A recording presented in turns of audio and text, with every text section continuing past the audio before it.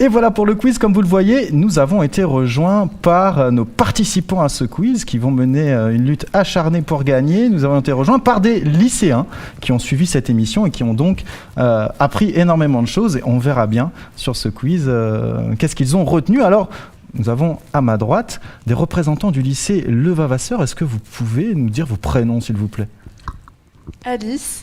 Alice et Jonathan. Et Jonathan. Et à ma gauche, nous avons le lycée de Stella à Saint-Leu. Est-ce que vous pouvez nous donner vos prénoms ? Jade. Et Théo. Et Théo. Bon, est-ce que vous avez bien écouté l'émission ? Oui, je pense que ça devrait aller. Ouais, vous avez appris plein de choses ? Oui. Oui. Non, tout était déjà connu ? Attention, les questions seront également à l'écran. Est-ce que vous êtes prêts ? Chaque lycée donnera une réponse, chacun son tour, et puis vous gagnerez quelque chose si vous avez la bonne réponse. Attention, première question. La pilule peut-elle agir sur le poids ? Réponse A. Oui, elle fait prendre du poids, mais pas plus que le carré de chez Mémé. Réponse B. Oui, elle fait perdre du poids, mais moins que de monter le piton des neiges. Réponse C, non, elle n'a aucun effet sur le poids car elle pèse à peine 1 gramme. Et réponse D, elle n'a pas d'effet sur le poids, mais elle influe sur la taille. Réfléchissez bien.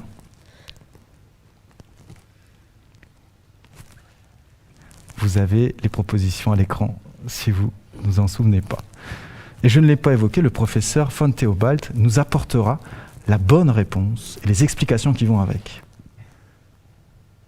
Tic-tac.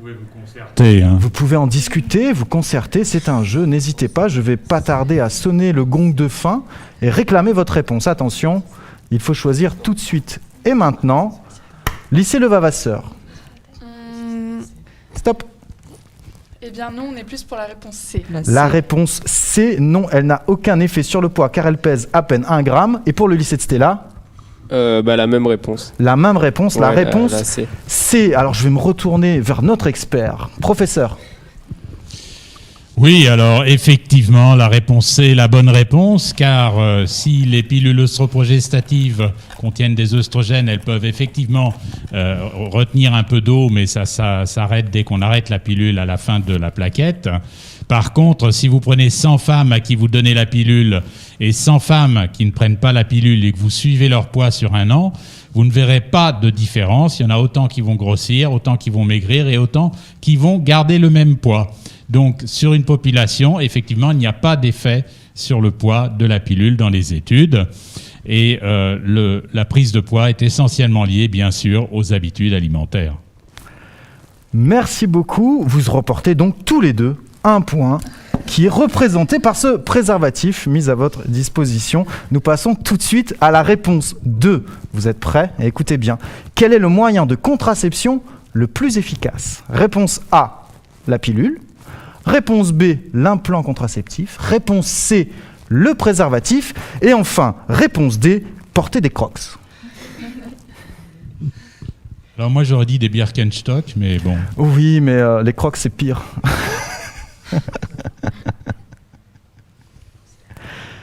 Attention pour celle-là, je vais aller très très vite et réclamer votre réponse tout de suite. Et on commencera maintenant par le lycée de Stella. Quelle est votre réponse ? C'est la réponse B.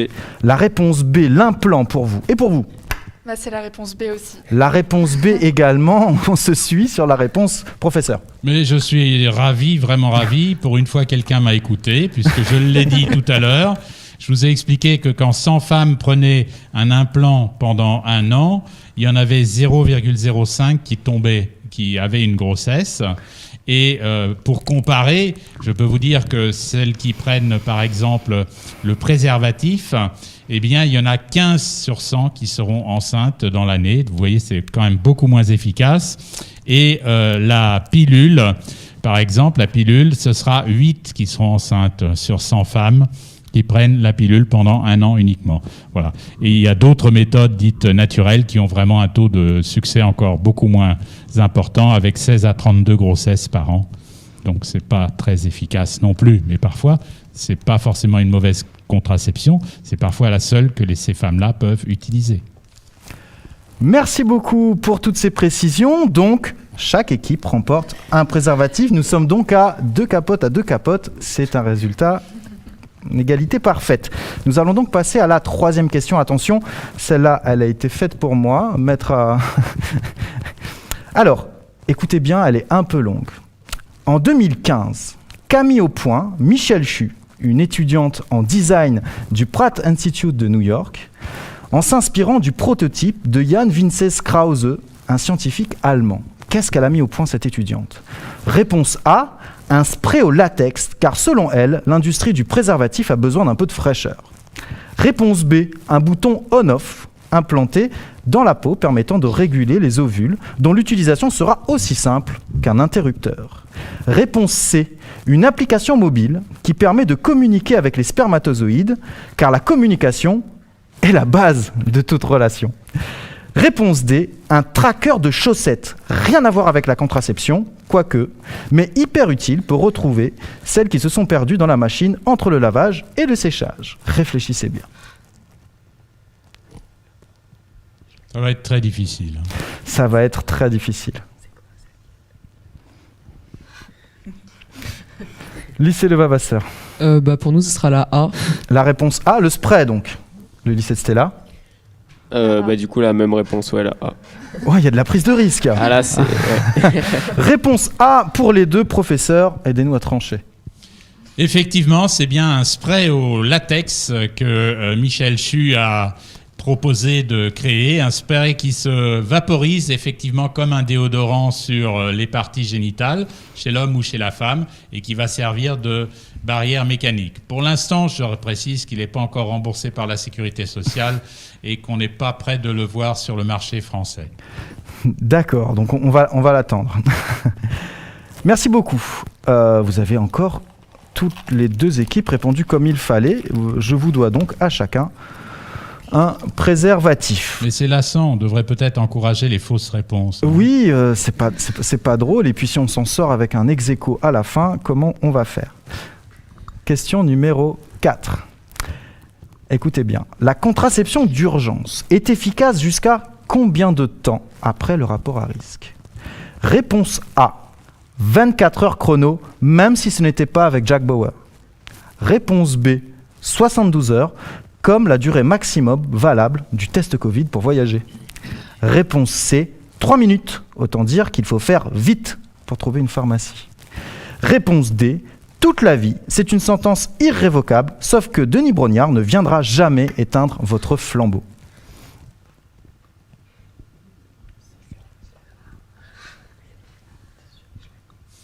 Discutez, c'est bon ? Le lycée de Stella. On part sur la A. Réponse A, 24 heures chrono pour le lycée de Stella. Le lycée Levavasseur. Ça sera aussi la A. Réponse A pour le lycée Levavasseur. 24 heures chrono, c'est quoi ? C'est Jacques Bauer ? C'est... Professeur. C'est votre dernier mot, vraiment ?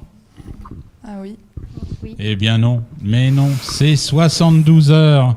Jusqu'à 72 heures. Vous avez 72 heures pour prendre soit une pilule du lendemain ou ensuite un stérilet du lendemain.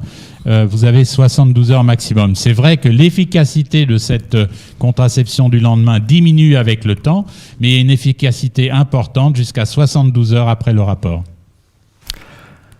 Pas de préservatif pour les 2 équipes. On en économise, on en économise. Là, ouais, on économise, c'est bien, on va en garder. Le budget commence à exploser, la production n'allait plus suivre. Et c'est vrai qu'on peut être un peu perdu, ça s'appelle pilule du lendemain. Voilà, ça peut laisser entendre que c'est valable 24 heures. Et non, c'est bien 72 heures, autrement dit 3 jours. D'accord ? Donc s'il y a eu des erreurs pour le week-end de la Saint-Valentin, non. Il est encore temps. Il est encore temps, aller vite à la pharmacie. 5e question, attention. À qui s'adresse le planning familial ? Réponse A. À tout le monde, comme le fait de manger 5 fruits et légumes par jour. Réponse B. Uniquement aux familles, c'est-à-dire enfants, plus parents, plus grands-parents, plus oncles, plus tantes, d'où le mot familial. Réponse C, seulement aux jeunes vivant encore chez leurs parents. Et enfin, réponse D, aux personnes adeptes de la procrastination qui feraient mieux de se tenir à leur planning initial.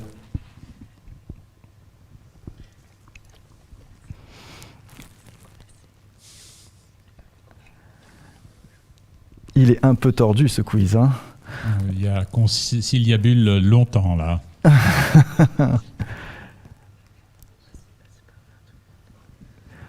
C'est bon. Lycée Levavasseur. Nous, je pense que ça sera la A.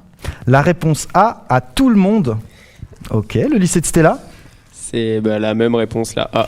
pour La changer. réponse. Mais vous avez répondu la même chose sur toutes les questions, c'est ça? D'accord. Vous avez fait un. Bon. D'accord. Professeur. Mais oui, c'est bien sûr, c'est pour tout le Évidemment. monde. Hein. En famille, on accueille tout le monde au planning. Tout le monde. Il y a donc encore là Faites servir un préservatif à ces jeunes gens. un préservatif pour ces jeunes gens. On est donc à 4 préservatifs par équipe. Et on se dirige vers la 6e et avant-dernière question. Attention, pour porter un stérilet, il faut avoir déjà accouché d'un ou de plusieurs enfants. Être un homme plus puissant que les ouragans, plus ardent que le feu des volcans. Réponse C, tout simplement être une femme, pas seulement des années 80, femme jusqu'au bout des seins. Et la réponse D, l'autorisation du ministère de la Santé, autant dire qu'en ce moment, ils ont autre chose à faire, il vaut mieux changer d'idée. Réflexion, pour porter un stérilet. Le lycée de Stella. Pour nous, ce sera la réponse C. La réponse C, tout simple. Tu veux la chanter, la chanson? Non, ça va, je vais m'abstenir. Je pense qu'une fois suffit. Pour le lycée Levavasseur. La C également. La C également, on prend des risques énormément. Professeur, vous confirmez cette réponse? Mais oui, tout à fait. Bien sûr, le stérilet peut être mis en place. Je vois qu'on n'a pas seulement écouté ce que j'ai dit, mais aussi ce que mes collègues ont dit. Et ça avait été dit par Michael tout à l'heure. Simplement, je terminerai en signalant qu'on ne dit plus stérilet maintenant, mais dispositif intra-utérin, parce que stérilet, ça donnait cette notion de stérilisation, et ça fait appel à des fausses idées d'infertilité induite par la contraception. Donc, il vaut mieux dire dispositif intra-utérin, même si c'est moins compris par la grande... Dispositif intra-utérin. Ouais, DIU, on pourra peut-être faire un truc plus... Très DIU. bien, Hein bravo, Oh. bravo. Eh bien, écoutez, qui symbolise votre 5e point, c'est ça, on est toujours à égalité, et donc, 7e et dernière question de ce quiz, écoutez bien, quelle loi a été adoptée par l'Assemblée nationale et le Sénat le 19 décembre 1967 ? Réponse A, la loi Veil, encadrant une dépénalisation de l'avortement en France, un Voldemort à la française. Pour les pro-life, c'est la loi dont on ne doit jamais prononcer le nom. Réponse B, la loi Neuwirth, légalisant en France la fabrication et la mise à disposition de contraceptifs, à ne pas confondre avec les lois de Newton, bien qu'à l'origine, tout est une question de physique. Réponse C, la loi de Chavannes, obligeant chaque individu majeur à sortir couvert lorsqu'il se rend en soirée. Réponse D, la l'oiseau et l'enfant, qui permit à la France de remporter l'Eurovision 10 ans plus tard. C'est toujours bon de rappeler qu'un jour, on a été premier.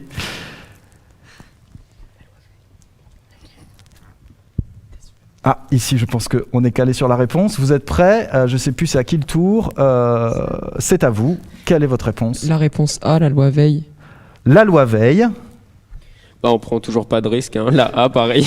La loi Veil pour les deux équipes.